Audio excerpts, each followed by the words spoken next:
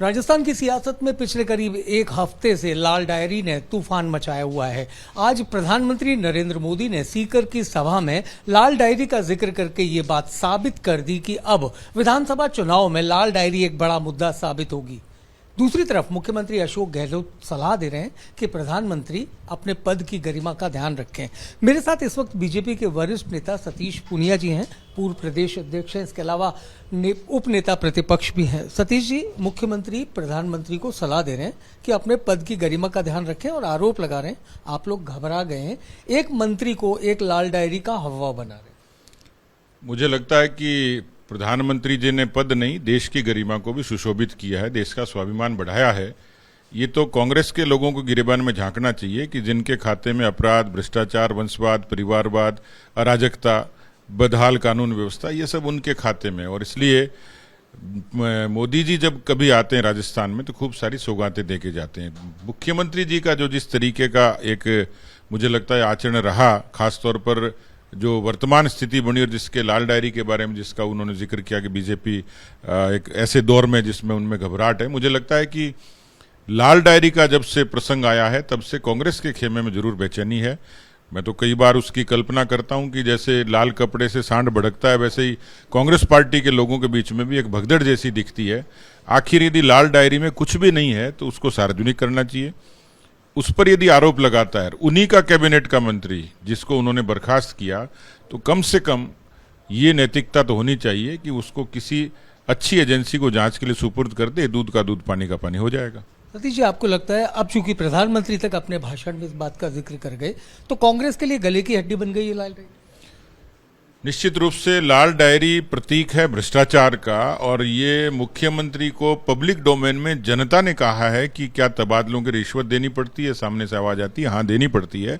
Corruption सर्वे, transparency international, ये संस्थाएं ऐसी हैं जो सीधे तौर पर ये पुख्ता करती हैं कि 78% लोगों को राजस्थान में रिश्वत देनी पड़ती है।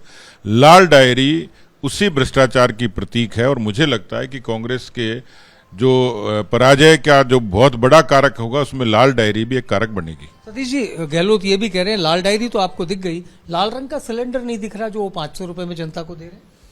देखिए, मुझे लगता है कि कांग्रेस पार्टी को ये गलतफहमी मिटा देनी चाहिए कि यदि वो 2018 में ऐसी कोई घोषणाएं करते जो जिस फ्री बीज की बात करते हैं, जिस रेवड़ियां बांटने की बात करते हैं, पहला मसला तो ये है कि लोगों को धुएं से मुक्ति दिलाकर उज्ज्वला के कनेक्शन देना, ये भारत में आजादी के बाद पहली बार हुआ और मोदी जी के नेतृत्व में हुआ। दूसरा मसला जो उन्होंने 500 रुपए के सिलेंडर का जो शगुफा फेंका है, 18 में क्यों नहीं किया, 19 में क्यों नहीं किया, 20 में क्यों नहीं किया, 21 में क्यों नहीं किया, 22 में क्यों नहीं किया, इसका मतलब कि पॉपुलिस्टिक स्कीम से मतदाताओं को इन्फ्लुएंस करना, और इसलिए आने वाले समय में इसकी हकीकत भी सामने आ जाएगी। राजस्थान का मतदाता स्वाभिमानी है, वो 100 यूनिट बिजली फ्री और 500 के सिलेंडर से कभी भी डेविएट नहीं होगा।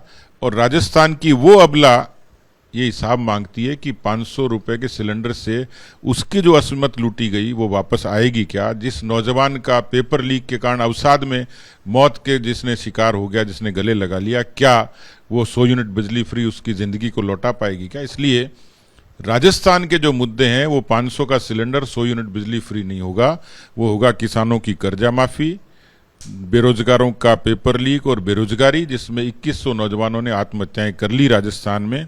इसी तर्ज पर भ्रष्टाचार 78%, और इसी तर्ज पर जो कानून व्यवस्था है जिसमें 10 लाख से ज्यादा मुकदमे दर्ज हुए, 6000 बलात्कार हर साल होते हैं, उसका जवाब लोग मांगेंगे। मुझे लगता है कि केवल मुद्दों से ध्यान भटकाने के लिए इस तरीके की रेवड़ियों का जिक्र अक्सर होता है। सतीश जी, सबसे बड़ा मुद्दा अब तक आप खुद लोग भी उठा रहे थे, भ्रष्टाचार और महिला अत्याचार। एकाएक लाल डायरी का जिक्र आने से आपको लगता है महिला अत्याचार जो एक बहुत बड़ा चुनावी मुद्दा बन सकता था बीजेपी के लिए, लेकिन आपको बैठे बिठलाए एक मुद्दा मिल गया लाल डायरी का, ऐसे में आप महिला अत्याचार, भ्रष्टाचार, इन तमाम मुद्दों से पीछे हो गए? नहीं, लाल डायरी से एक जो दूसरा बड़ा जो मुद्दा जुड़ा हुआ है जिस पर किसी का ध्यान नहीं जा रहा, आपने अच्छा याद दिलाया।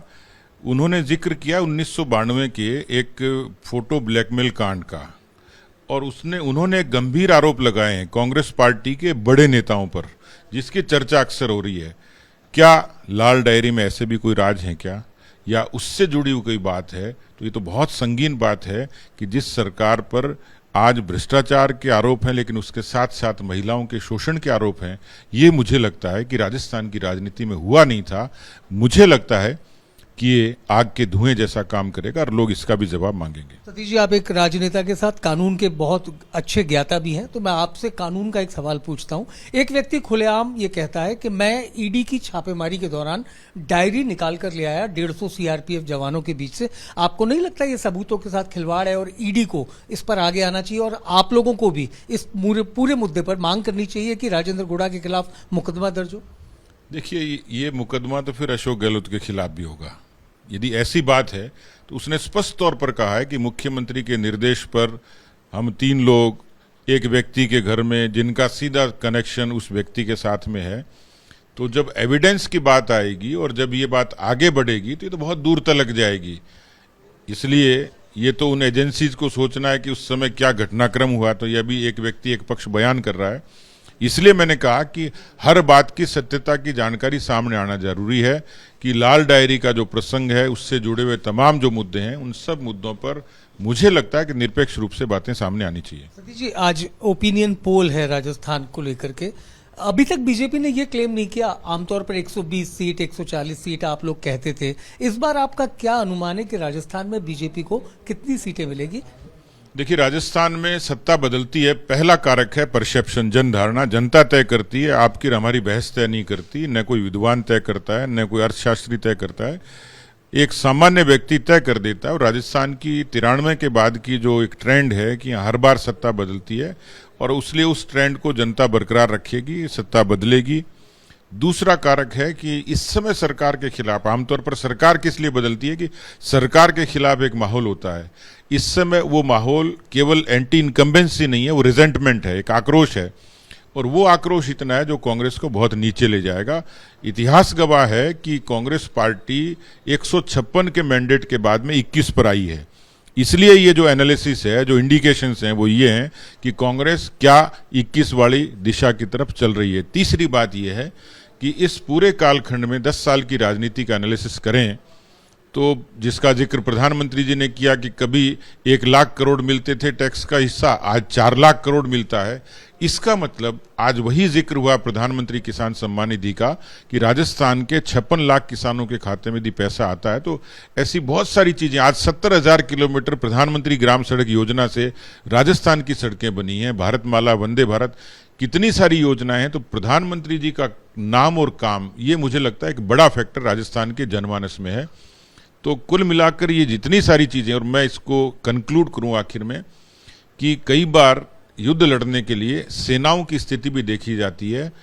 हमारी जो सेना है, हमारा जो संगठन है भारतीय जनता पार्टी का, वैचारिक आधार पर तो मजबूत है ही, लेकिन धरातल पर भी कांग्रेस से कोसों आगे है। इसलिए हमारे कार्यकर्ताओं का परिश्रम भी एक कारक होगा जो हमें एक अच्छे मैंडेट की तरफ ले जाएगा। अगर संख्या की बात करें तो हम 163 से आगे जाएंगे। जी, अभी आप ही की बात को कंक्लूड करते हुए, परसेप्शन बड़ा या प्रधानमंत्री का नाम और काम, आपको क्या लगता है? दोनों, परसेप्शन का जिसका आपने जिक्र किया, 2 दशक की सत्ता बदलने की जो परंपरा है, उसको लेकर आप ज्यादा आशान्वित हैं या प्रधानमंत्री का नाम और काम? देखिए, मैं इसको इस रूप में लेता हूं कि हम उनकी कमजोरियों पे सत्ता पे नहीं आ रहे हैं, हम अपनी खूबियों पे आ रहे हैं। और खूबियों में मोदी जी का नाम और काम प्राथमिकता से शुमार है, क्योंकि वो जहां जाते हैं कार्यकर्ताओं में ऊर्जा भरते हैं, जनता में एक भरोसा पैदा करते हैं। अब का जो वोट होगा 23 और 24 का, वो उससे पहले का जो वोट था वो परफॉर्मेंस का वोट था कि मोदी जी ने 14 में कहा, 19 में उसको एग्जीक्यूट किया। जो 23 में वो कह रहे हैं वो 24 में ट्रस्ट का वोट होगा, भरोसे का वोट होगा कि उन्होंने देश की जनता को निराश नहीं होने दिया, देश की अर्थव्यवस्था को 5वें नंबर पर लेकर आए। 3रे नंबर का वो दावा करते हैं। जनधन, उज्ज्वला, आवास, आयुष्मान, ये तमाम योजनाएं जिससे जीवन बदला। और आज एक खुशखबरी है कि जनवरी 2024 में श्री राम जन्मभूमि के जो भव्य मंदिर हुआ है उसका भी शुभारंभ होगा प्रधानमंत्री जी के कर कमलों से। 370 को खत्म होते लोगों ने देखा है, नक्सलवाद को और आतंकवाद को देश से सिमटते देखा है। तो ऐसी बहुत सारी चीजें हैं जिसके आधार पर मैं ये क्लेम कर सकता हूं कि मोदी जी का नाम और काम ये पहला कारक होगा। जी। बहुत शुक्रिया हमसे बातचीत के लिए। तो राजस्थान के सियासी जंग में लाल डायरी एक अहम रोल प्ले करेगी। इसके अलावा 163 सीटों का दावा सतीश पूनिया कर रहे हैं। उनका कहना है कि प्रधानमंत्री का नाम और उनकी सरकार के काम उन्हें इस बार एक बड़ी जीत की तरफ लेकर जाएंगे। कैमरामैन गोविंद साहू के साथ मनीष शर्मा, एबीपी न्यूज सीकर।